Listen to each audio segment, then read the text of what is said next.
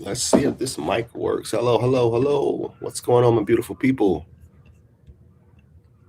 It's your Coach Court here, and I am here to talk to you guys about. I'm recovering from a sinus infection. If you guys can't understand me, I apologize for that, but I'm trying to get over this whole deal.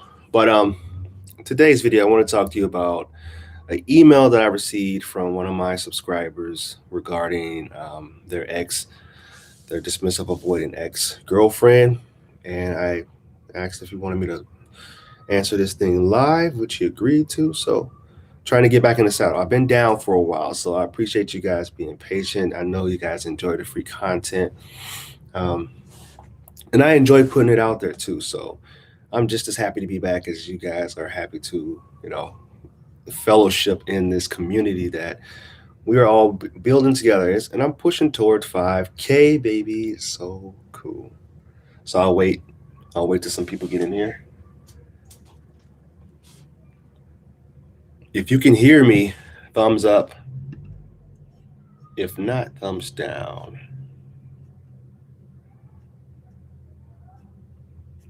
Lots of people aren't shy with putting the thumbs down. So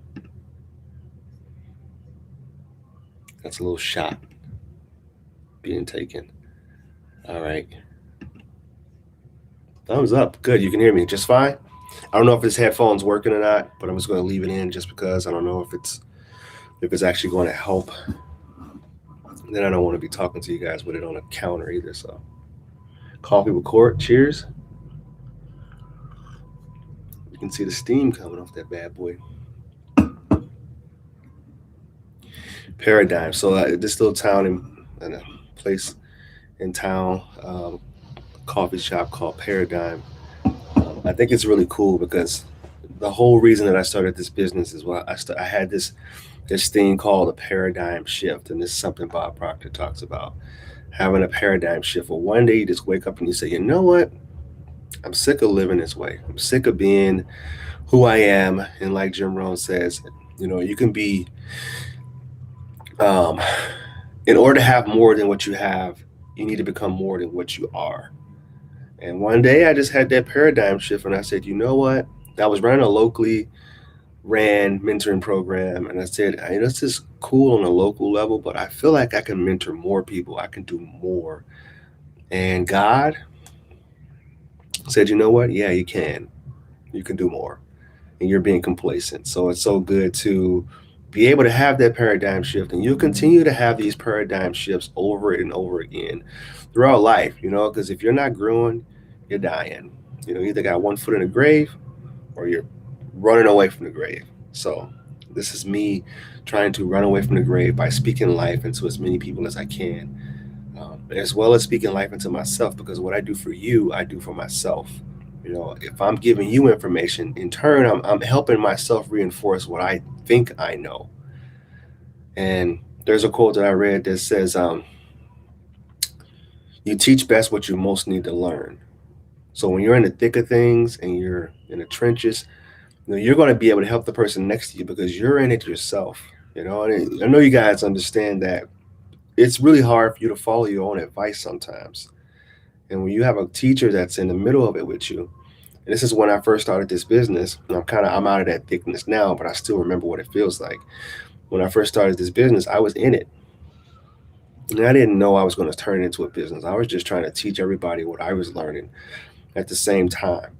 So it's crazy how it has blown up, though.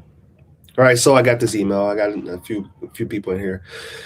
Dear Coach Court, I'm going to make this short. I met a girl in 2016. We started as friends, dated for 9 months. It wasn't easy. She was always disconnected, and we broke up because of trust issues. Quotations. Uh, Parentheses. She thought I was after her friend. We stayed in contact for the past 3 years since 2018 to 2021. Then we started dating around January this year. It wasn't easy again, broke up several times. If you guys are just coming in here, reading an email from a subscriber, I'm recovering from a sinus infection. So if I sound really nasally, it's not COVID, it's a sinus infection. Thank you for being here. Uh, till we both discovered our attachment style. Turns out I am an anxious attacher and she is a dismissive avoidant. We have some in common till I had personal issues. We had some things in common until I had personal issues. I told her about it. Well, maybe that was wrong of me to do so. She broke up with me saying we're not compatible and I'm not the one for her. That she's not ready for a relationship and I want her back. What is this that I should do? I'm just going to break this down piece by piece. Hello, everybody, for coming in here. Reading an email from a subscriber. So we both discovered our attachment style. Turns out, well, we started in contact for the past 3 years since 2018 to 2021. So you guys were basically friends from 2018 all the way up until 2021. And it looks like you guys have broken up multiple times. And I just talked about this on my IG live yesterday. When you break up with somebody multiple times, there are some red flags there. Chances are there are some things that you don't agree with. It isn't you. At some point, you feel like you're settling for the person that you're with, and it's like a band-aid. The more that you rip that band-aid off and you try to stick it on again, it's just going to get dirtier. It's going to get hairier, and eventually, it's not going to stick the same. And if you think of that band-aid as somebody's trust, when you're in a relationship with somebody, the more you rip that band-aid off, the trust is just going to get worse and worse. I had a counselor tell me once, she said that the instant that you introduce the thought of breaking up with somebody, that's when they'll start to feel like they can't trust you and they don't feel safe with you anymore. Because if you introduce that abandonment wound to them, or if you're feeling like, yeah, if they feel like you're going to abandon them, they're going to not be authentic. You're going to get half of them, and they're going to feel like, at any moment you can walk out the door. So what's the point of me putting all of myself in this if you're just going to leave me when things get hard anyway? So what's the point? So if you've been breaking up over and over again with this person, it's just not going to be the same relationship when you guys get back together. And I had another person ask me, she said, after 3 or 4 relationships, we broke up 3 to 4 times. I say, well, chances are it's not gonna work out in the end, because you guys are you're either trying to get rid of those lonely feelings you feel for that person, or you're just addicted to that person. It's not real authentic love. It's something that, of course, people are going to have their issues, but the people who are healthy in a relationship, they work through those issues. They don't talk about breaking up. They don't talk about leaving a person. They show that person that I'm going to be here to communicate through these things through thick or thin. Let me find this here again. We have some in common, still a personal issue. I told her about it. Well, maybe that was wrong of me.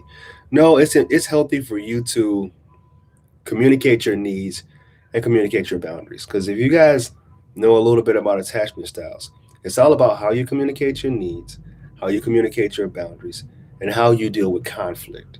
And there's a difference between those different styles. It's like night and day.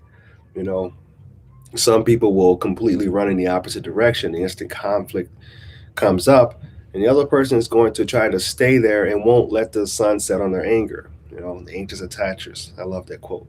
Never let the sun set on your anger. I think that was in the Bible. Um,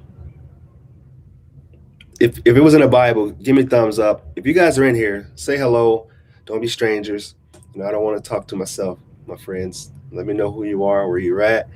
If you're a member of the membership program, especially, like, you should be in here communicating and getting things live in here, because the more members that we get, the more it's going to be beneficial for you. Okay.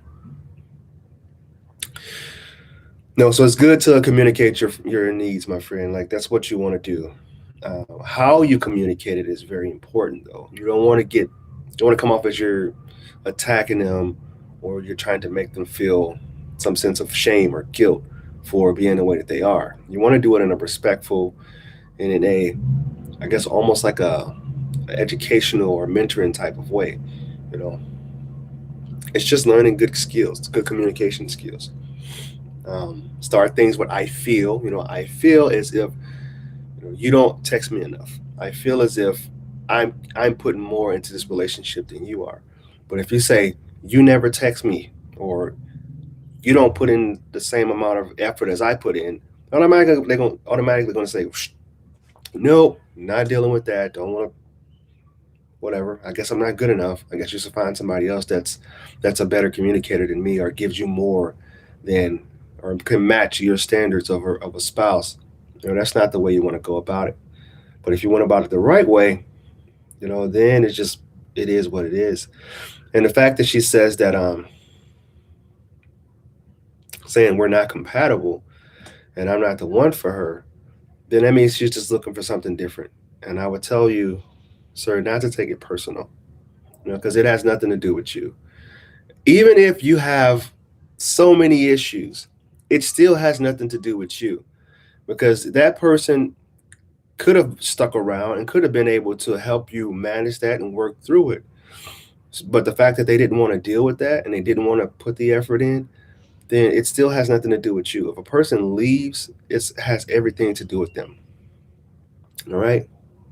All right. If you guys have questions, let me know what your questions are. You got me here. Let me see if I got some questions on Instagram. I know I sound like a ball of congestion.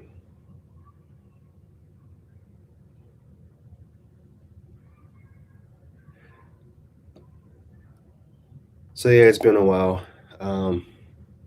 It pretty much had me down for about 10 days. And that's still worse. All right, let me see if I have another question here for you guys. All right.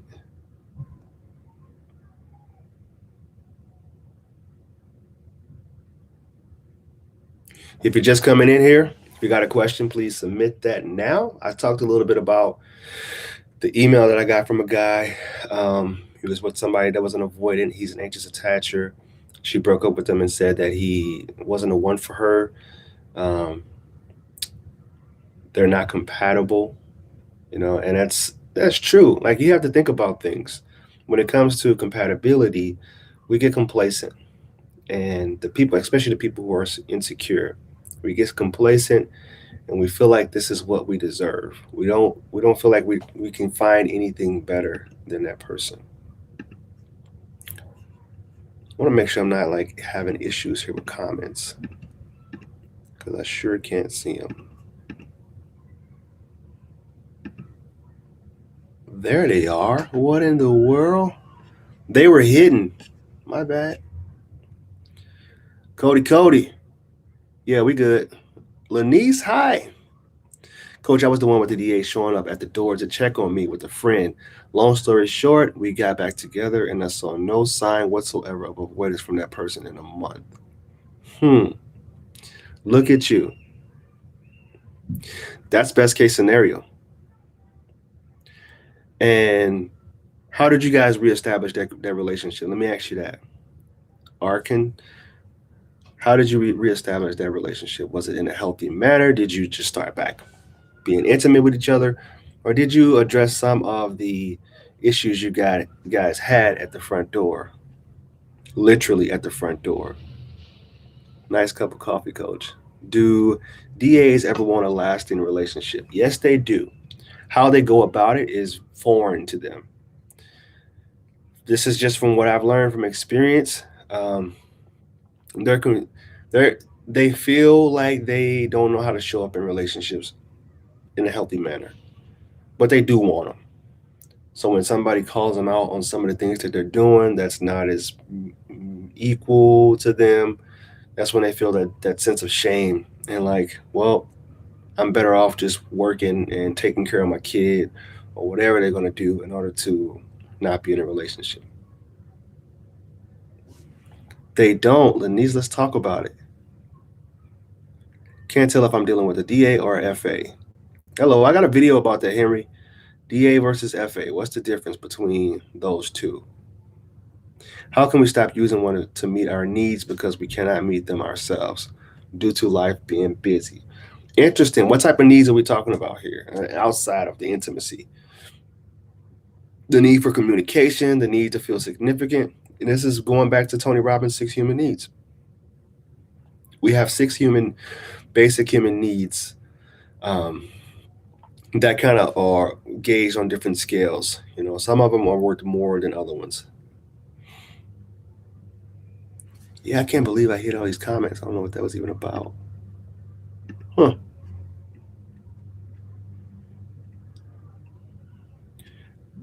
So if you have a need to feel significant, something like this, hopping on a live, helping people out, that can feel that need of significance. If you need a need, this also meets my need for communication, love, and connection. This fits two of those needs, and the need for contribution. So significance, contribution, love, and connection. This right here, what I'm doing now, is meeting three of those six needs. And Tony Robbins, in his words, whatever meets three or more of those needs, you'll become addicted to. And I consider myself a growth addict. I'm addicted to learning, to pushing myself to the next level, to helping other people get to the next level, and to help people see the light of day. To see the light at the end of the tunnel, I should say, when they're in a dark place.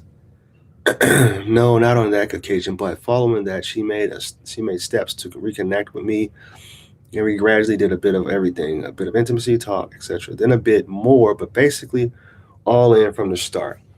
Okay, so I would want to know because people ask me, what's the time frame of getting back somebody that's an avoidant? And I tell them you got to hit it between that 2, 3, 4 month mark, because if you let time go by too far, so there's different. Then you might miss your window. But um, from what I've learned from people, from working with people, um, the relationships that are 6 months or shorter, if you guys are able to usually rekindle that relationship. But if you're in a relationship with somebody for 2, 3 years and then they decide to leave, chances are they've checked out already. They've already exhausted every avenue mentally about the future. They're coming to terms with not having a future with you. If they felt like they've given you a lot of their time and a lot of their energy, they're not going to want to revisit it. So, if was this somebody that you were dating for a short period of time and then broke up and then kind of rekindled things again? Because, like I said in one of my videos, usually when you get back a person that's an avoidant, the relationship is usually stronger than it was the first time because they've gotten the time to feel that loss of you, and they realize that this isn't something that I like. This isn't comfortable to me to not have this dialogue with this person, to not have this connection with that person. And then you're able to rebuild something that's stronger than the initial relationship was. Because when you first meet them, it's the newness of the relationship. If you guys are just coming in here, say hello, thumbs up the feed. I talk about an email that I received from one of my subscribers. He was with somebody. He's an anxious attacher. She was an avoidant. And she ended up leaving him. I don't even know how long the relationship was. She ended up leaving him because she said that he was not the one for her and they just weren't compatible. But it all got sparked by him asking her about a need being met, or a boundary being put in place. It was a really short email. I kind of like the short emails, but at the same time, when it comes to videos, like having a good context is huge for being able to provide quality video. She is on therapy and opens up so much. Yes, if they are going to therapy, I tell people all the time, thank you for saying that, Archon. If they are doing the work, if they're trying to improve themselves, the odds are really good for you guys to be able to have a healthy, thriving relationship because they have that person that's holding them accountable, but they also hold themselves accountable more because they understand what they're doing and how they're showing up or lack thereof in the relationship. They need to feel significant, worthy, heard, and valued. For sure. The first part of my conversation was I was dating. Oh, okay, that's what you want to get need. Yeah, your needs met. Go volunteer. Go volunteer at a place. Um, I don't know if it's things are opened up because of COVID, but I tell people all the time, go volunteer at a Boys and Girls Club or a food pantry. Go do something like that to fill that need of significance, or if you have friends that are going through it, just be an ear to listen to, you know. help them through what they're going through, and that'll kind of help you feel that need of significance. Or start an Instagram page and post motivational quotes. If you guys aren't follow me on Instagram, is I am Coach Court. Go follow me there. Um, that's one of my other labor of loves too. Like I wake up every single day and I post a quote. I stew on what I should post for the day, and I post it. And that kind of gets really that kind of feels that need to feel significant and like I'm making a difference in life. Because if you're not trying to leave this world better than what it was when you came in, then you kind of feel like you don't have a whole lot of purpose. If you're going to a job day to day and you're just going through the motions, just working to pay the rent, and then working to the weekend for the weekend to come, then I can see how a lot of people will feel empty, you know, and like they don't have a whole lot of significance in life. You're contributing to the goal of the company that you're working towards, but what about your personal goal? What are the things that you love to do? What are the things that make you feel like a kid again? You know, one thing that makes me feel like a kid again is riding my bike. Like I get on my bike sometimes. It's been a while since I've done it alone. I usually do it with people, my kid. I get on it. I just feel free. I feel liberated. I feel like I'm flying. It's just like, okay, this is nice. It's a good way to recharge your batteries.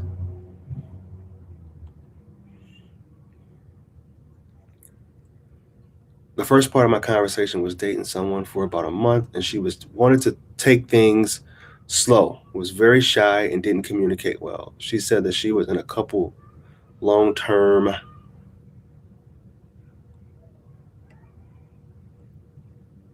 relationships, 1 9 and 1 2 years. She got out of 6 months ago. Okay, yeah. So that sounds like more like a fearful avoidance MO. This is just taking a shot in the dark. So don't you have to book a session with me if you want to get down to the real context. But um, it sounds like somebody that's a fearful, and she may have been really hurt and betrayed or feels damaged. People feel damaged when they get out of relationships like that, especially if it was ones that were unhealthy. Um, and she may just feel like you guys was moving too fast, and she was scared of getting her heart broken again, scared of doing the wrong thing. If she was somebody, if she did some things wrong in a past relationship, she might have been scared of just putting herself out there and opening back up again. Hi, Coach. I am FA and push someone away.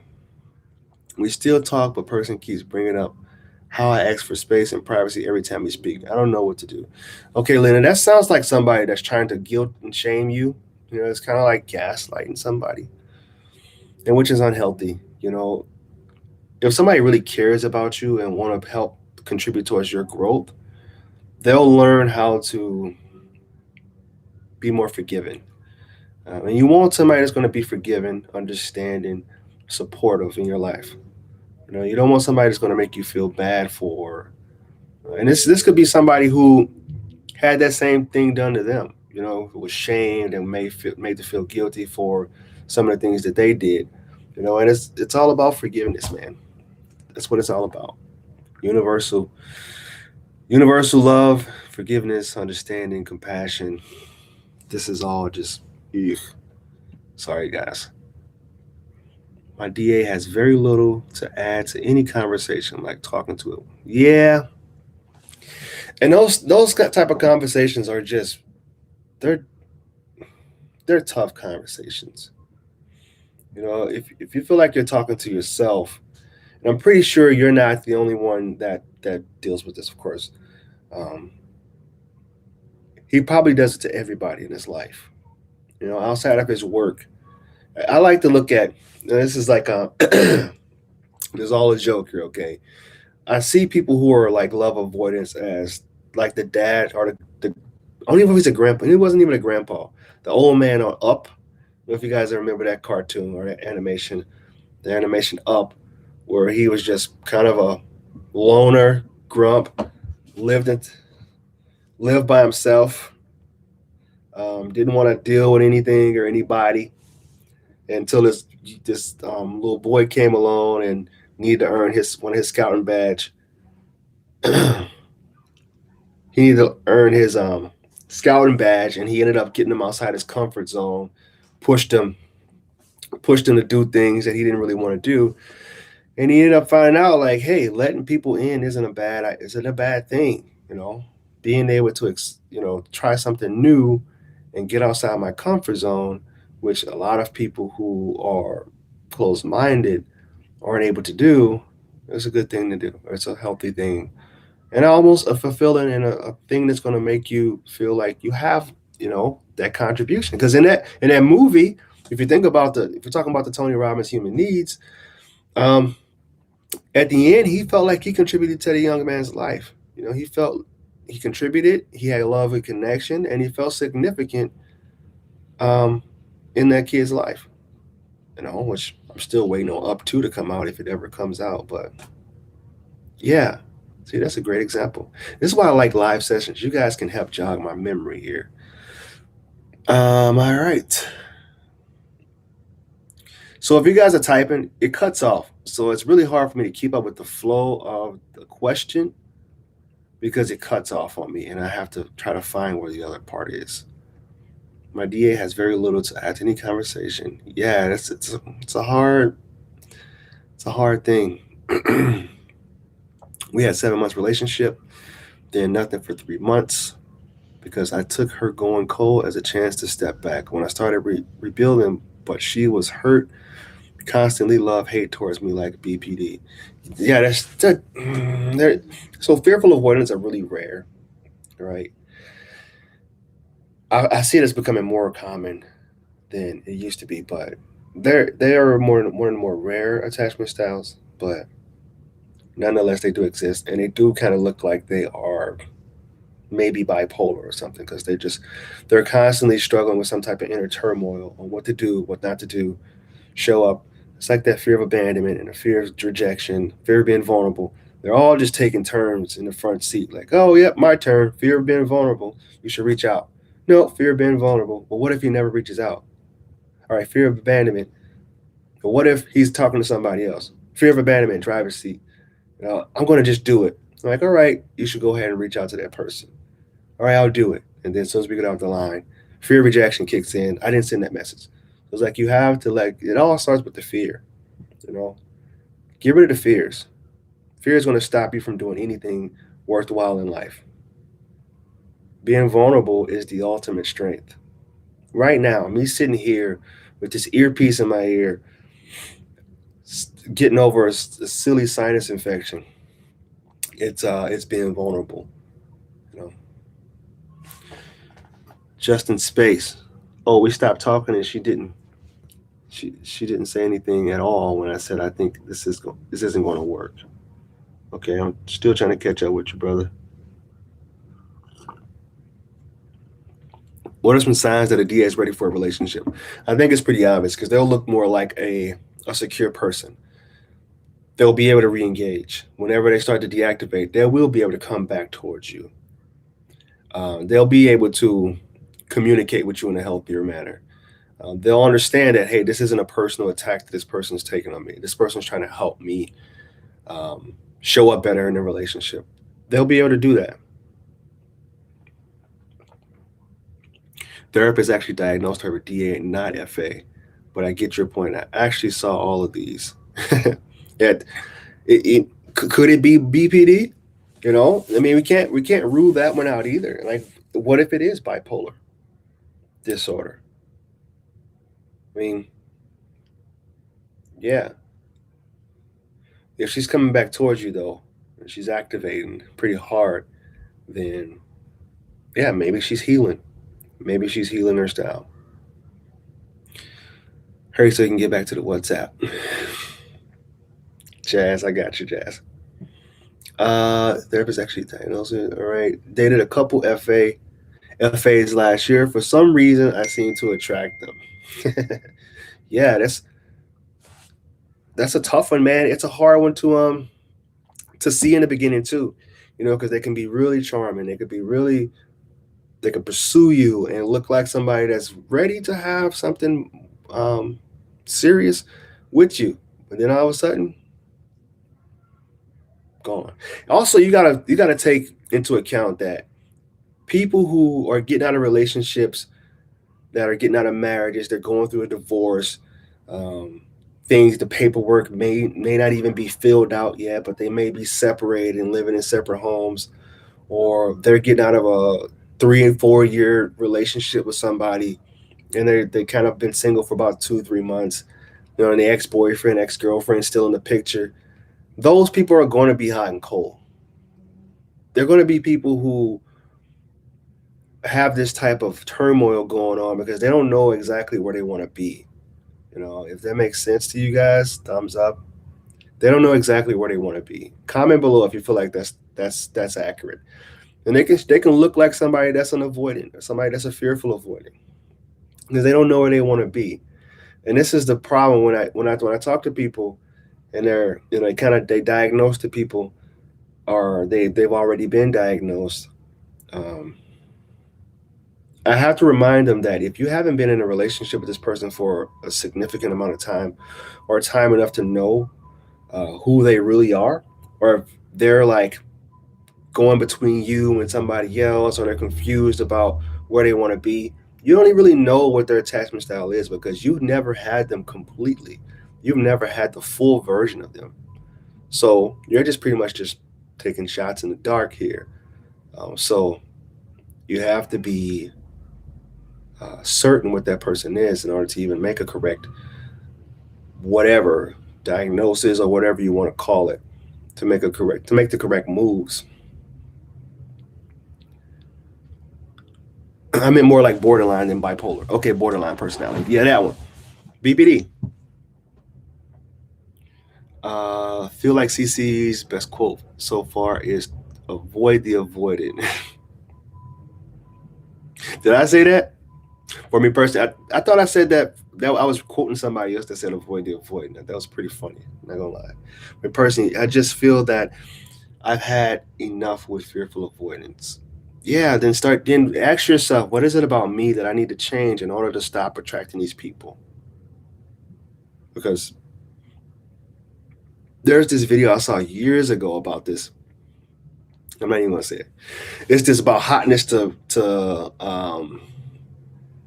not gonna say it. You guys know that video, then comment.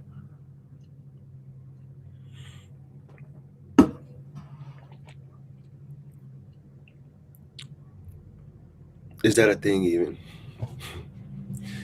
Hey Janae, how you doing? My DAX wanted to be together again. He's shown a lot of growth and emotional healing. We're doing great, and he's so open and vulnerable about his feelings now. Okay, Janae, so that's great, but I still want you to be cautiously optimistic, right? Because he's not going to be perfect, and he's not going to show up all the time, right? So expect for days where he'll pull back, he'll become more independent. He's going to need his space. Expect that to happen because it will happen. If he's, this is part of his journey, he's not completely healed. No matter how much he thinks that he's totally healed, these are things that happens on a subconscious level. His subconscious is going to kick in at some point and need to take space for himself. So, like they say in the book, Men Are From Mars, Women Are From Venus, there's going to be times where he's going to go into his mental cave and he needs to sort some things out. He needs to stew on some things, and just don't take it personal. It's great that you know who he is and how he's going to show up, because then you know where to put your expectations, which, if you have expectations at all, is a dangerous game to play. Then you'll know exactly how he's going to show up doing different areas of stages of the relationship. As an FA person, is it fair to ask for forgiveness like you said?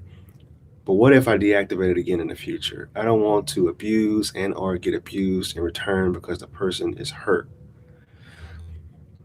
Yes, as an FA person, I think letting that person know how you operate will be hugely in your advantage, right? It's going to help them out because it's going to let them know that, hey, what you're doing and how you're showing up is great. I want you to keep being supportive. I want you to keep reaching out.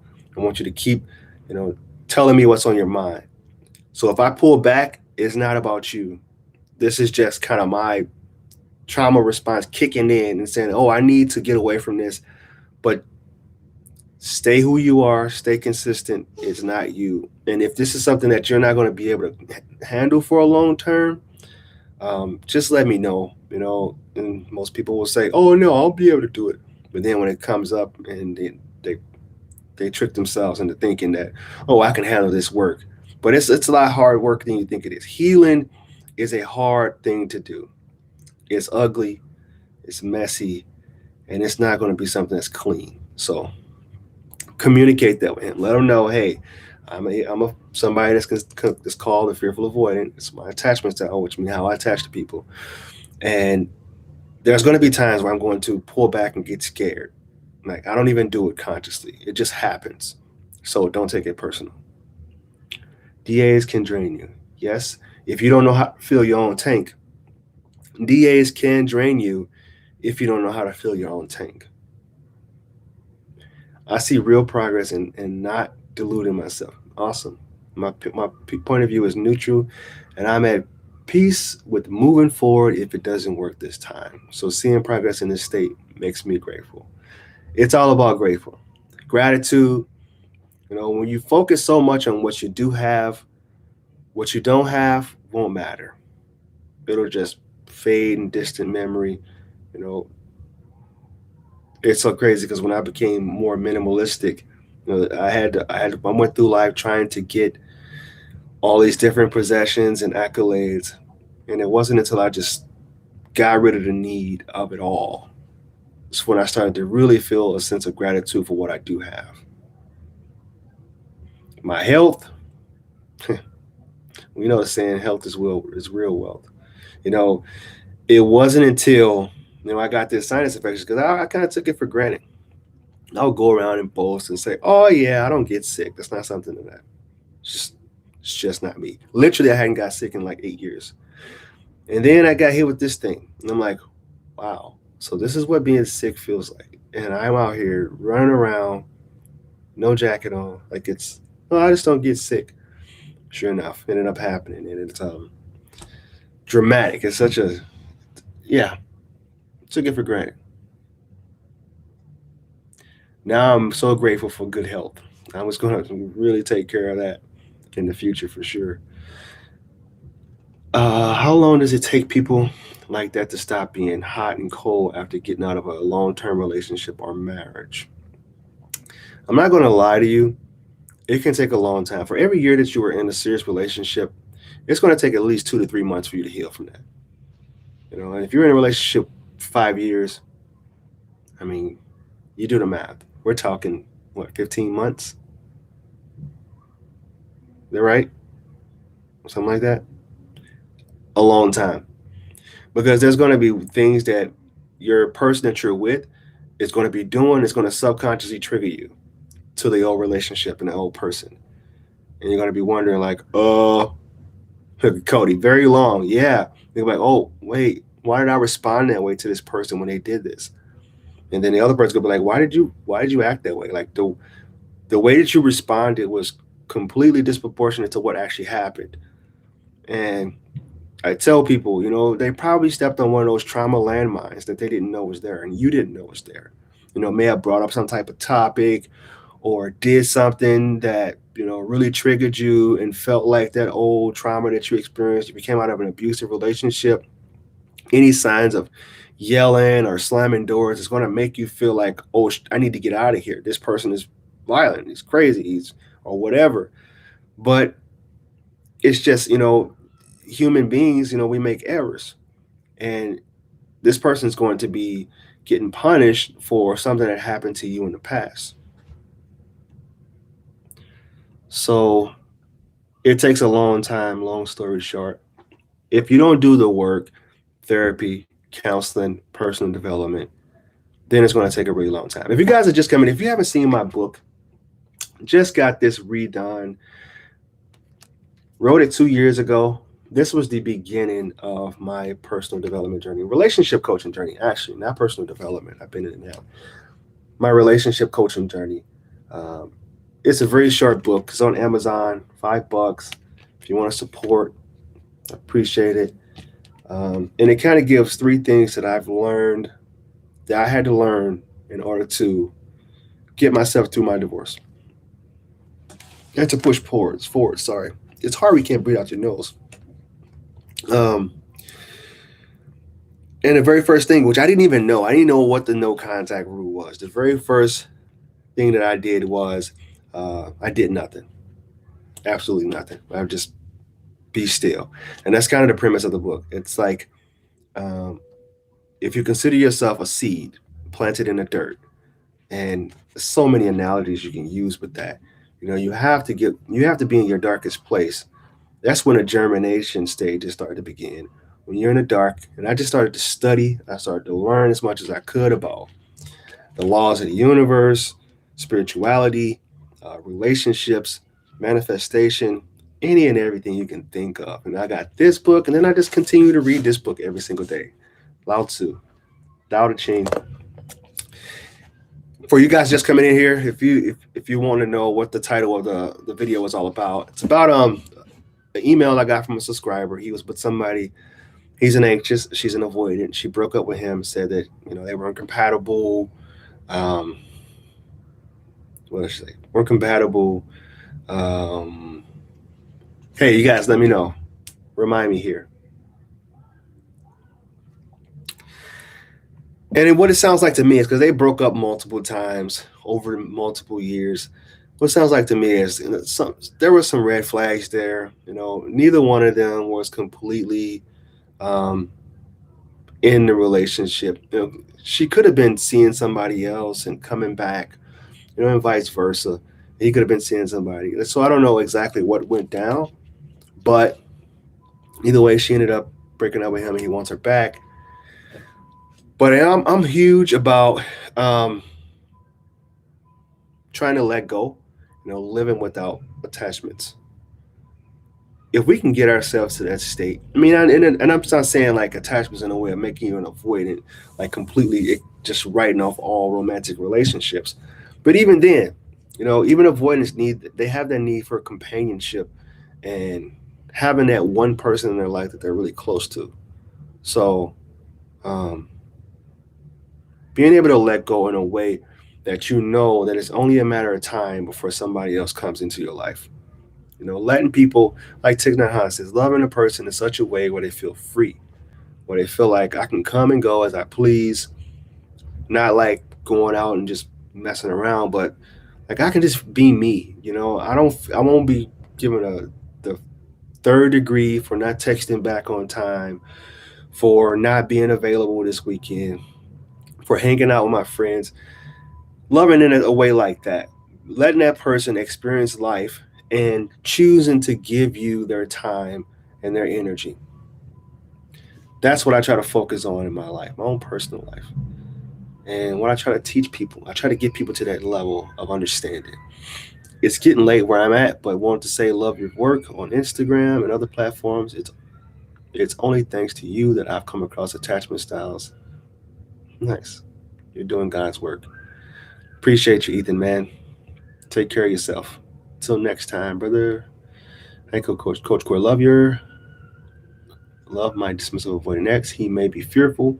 We are having some text, but goes quiet after coming forward. We are being flirty, but I am being positive. Keep being positive. Let him feel as if he can come to you whenever he wants to. Whenever I say stuff like that, though, people get upset and they feel like, wait a minute, this person is just going to be able to do what he wants and come towards me whenever he wants. That's annoying. But you do have the choice. I said it before. Now, this might have got a thumbs down on one of my videos. You do have the choice to leave. You have that choice. You have that option. Like, you don't have to stick around if this person isn't able to meet your needs. All right, Jazz, we're gonna hop on a call right after this. Let's get it going. All right, I'm gonna finish this up. Hey, Coach Chico, where you been, brother? the end to this year, making a home and raising kids and all. It takes a lot of work and patience, especially if you are the partner. Work on self, prepare for the future. Good to see you again, man. Lena, thank you. If you're purchasing a book, I appreciate that. I had a DAX who broke up with me since he pushed me away of making it up. He broke up with me. Kind of hard to follow that one. Or else I'm just reading poorly. After 2 months, he asked me to fix it. After 9 months, he left me again, saying he lost feelings. Advice. This is like I was talking about earlier. If you've been in a relationship with somebody for a good duration of time, and you know they've probably buried some of their resentment. And I just wrote a quote on Instagram about that today, about resentments. And the quote goes, if you're not following me on Instagram, follow me. I am Coach Court. Resentment is like a pressure cooker. When you continue to ignore your needs to stay in a relationship, like the pressure cooker, you'll eventually erupt from the pressure building. I'll say that again. Resentment is like a pressure cooker. When you continue to ignore your needs to stay in a relationship, like the pressure cooker, you'll eventually erupt from the pressure building. So if he's in a relationship with you and he's thinking like, all right, this isn't working, like, oh, she kind of nags me about this, or she kind of does that, eventually he's going to start to feel some type of resentment. And if he's not communicating that and saying, hey, and addressing it as soon as it's happening, hey, this is what's going on. I'm not really a fan. Like, this is my boundaries. Can we not push those boundaries? Then eventually he's just going to explode. And this is kind of what anxious, preoccupied people do, because we don't want to be confrontational. We don't want to lose people. We bury our needs. It's like a book I read called No More Mr. Nice Guy. A lot of men did that in their marriages. They buried their needs. They weren't getting the intimacy they wanted. They wasn't getting certain needs met. And eventually they just end up breaking up with them, or they cheated. Like, they either have an affair, or they cheat, or there's some way of protesting, talking to other people or whatever. So yeah, I'm trying to think more where I was at. Yeah, 9 months. He lost feelings. So the reason he lost those feelings is because he wasn't communicating the things that was turning him off, the things that was making him not want to be with you anymore. And that's on him. If you ask me, that's on him, because he should have been communicating those things with you. But if you are a couple or in a relationship with somebody and you're constantly talking about the same thing over and over and over again, you're constantly having the same argument, you're going to break up eventually, because the issues aren't being addressed and the problems aren't being corrected. If you are addressing them, it's almost worse to address the issue and don't fix it. It can be better to just sweep things on the rug if you're just going to continuously go round and round again with the same thing, and no one does anything to correct it. The definition of stupidity is doing the same thing over and over again and expecting a different result.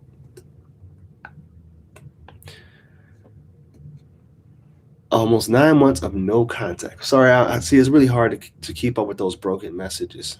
If you guys want my help personally, reach out to me on my website, www.fruitfulseeds.com. Go ahead and check out the book. Join the membership. You get a free coaching session, 20-minute coaching session as part of the membership program, $25 a month. Also, we have live sessions that are going to be group formats. It's actually, I have them going on, but it's kind of sporadic. It's like once a month. But I want to really step it up. If I can get the membership up more, I would do more members-only chats like this. I feel like it's much more engaging, and you can, instead of booking a session with me, like, you have more access to me. So that's part of the reason why I started the program. Good day to you. Do you talk about soul ties? I do not talk about soul ties. I do not. Agree. Rico, I'm going to read this and I'm out. All right. Appreciate you, brother. Agree. Love with freedom. That is what it will take for it to work, and you have to be ready. I recently had to let go. Still listening to your advice. Good to hear, man. Me and Rico had a Zoom session. He would come in when I would have kind of my webinar type formats. I was training, practicing doing that. And he was really good about it, really helping me out, helping me grow as a coach. And just like this channel, you guys are helping me grow as a coach, pushing 5,000 subscribers, which is, to me, that's awesome. That's like, yeah, that definitely hits right here in the old flesh of hearts. I love you guys. Thank you for my help personally. Instagram, Facebook, I am Coach Court. TikTok, I.M.Coach Court. Appreciate you. Love you. Namaste. Almost Friday.